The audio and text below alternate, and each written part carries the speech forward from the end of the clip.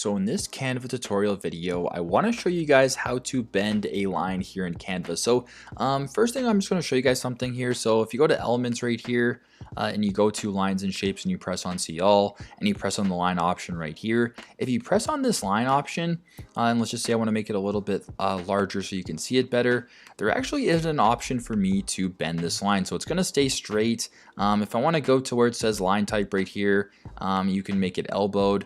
And this can, make it look like that, but that's not really what we're going for in this video. I'm just going to go back to making it straight. And I will just make it flat just so it's simple for you guys to see. So if I want to bend this line, there's not actually a way you can do this by just selecting a line. So I'm going to delete this and just do this. Now, next thing I want you to do is go to where it says text right here. And I want you to go to add a heading. So once you go to add a heading, I want you to delete it.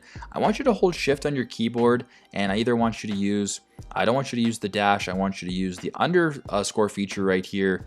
So make sure that you're using the underscore feature so that it makes a straight line like that. Now, as you can tell, if you zoom in a little bit, it's not perfect. You can tell there's little breaks in between, but this will work for the most part. Now, if you want to bend this, it's super simple.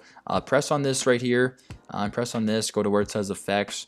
Go to down to below to where it says shape. I want you to press on curved. Now all of a sudden you have bent this line. If I want to make it less curved, you can do that. If I want to make it more curved, you can do that. That's basically how you can bend a line and sort of get out of the settings that are set with lines here in Canva. So if you just make this a underscore, make it super long, it sort of looks like a line, then you're able to curve it here in Canva. So I hope this video helped. Thanks again for watching.